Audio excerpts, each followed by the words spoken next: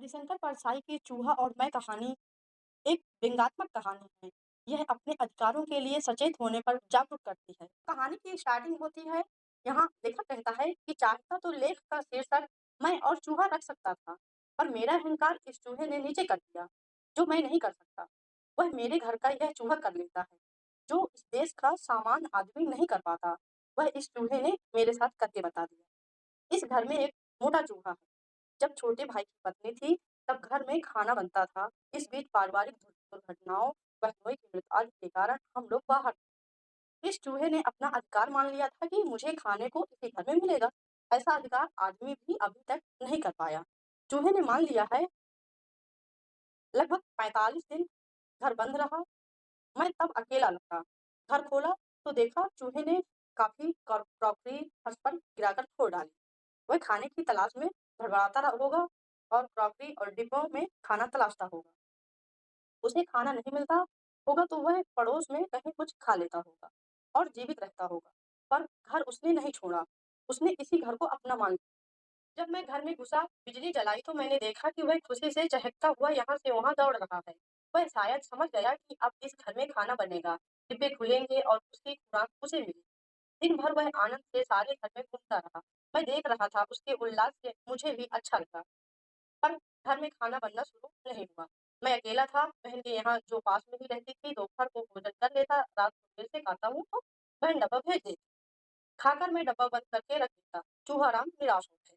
सोचते होंगे यह कैसा घर है, आदमी आ गया है, रोशनी भी है, पर खाना नहीं बनता। खाना बनता तो कुछ बिखरे दाने या रोटी के टुकड़े उसे मिल जाते। मुझे एक नया अनुभव हुआ। रात को चूहा बार बार आता और सिर की तरफ मच्छरदानी पर चढ़कर बुलबुलाता। रात में कई बार मेरी नींद टूटती और उसे मैं भगाता, पर थोड़ी देर बाद वह फिर आ जाता और सिर के पास हलचल करने लगता। वह भूखा था, मगर उसे सिर और पाँव की समझ कैसे आई? वह मेरे पाँव की तरफ गड़बड़ नहीं करता था, सीधे सिर की तरफ आता और हलचल करने लगता। एक दिन वह मच्छरदानी में घुस गया। मैं बड़ा परेशान, क्या करूं? इसे मारूं और यह किसी अलमारी के नीचे मर गया तो सड़ेगा और सारा घर दुर्गंध से भर जाएगा। फिर भारी अलमारी हटाकर इसे निकालना पड़ेगा। चूहा दिन भर भड़बड़ाता और रात को मुझे तंग करता। मुझे नींद आती, मगर चूहा ना मेरे सिर के पास भड़बड़ाने लगते। आखिर एक दिन मुझे समझ आया कि चूहे को खाना चाहिए। उसने इस घर को अपना मान लिया है। वह अपने अधिकारों के प्रति सचेत है। वह रात को मेरे सिरहाने आकर शायद यह कहता है, क्यों बे, तू आ गया, भरपेट खा रहा है, मगर मैं भूखा मर रहा हूँ।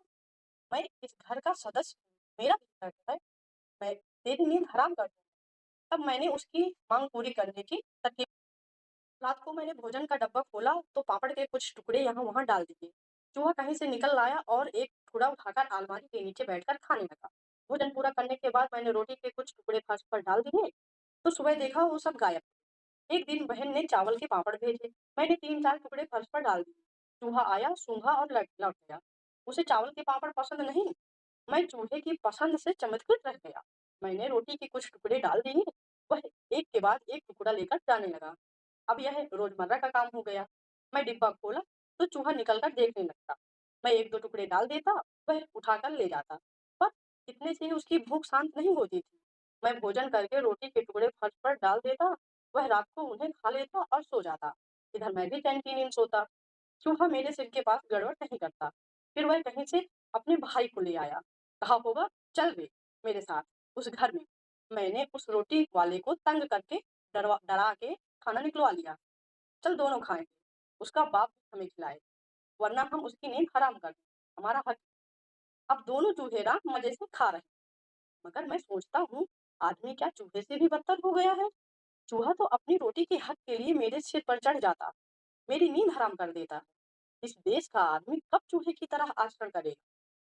ये थी चूहा और मैं खान, जिसको हरिशंकर परसाई ने लिखा। ये कहानियां वे हैं जिनका दौर कभी न मिटने वाला है। समय आता और जाता रहेगा, लेकिन इनका अस्तित्व यूं ही बना रहेगा।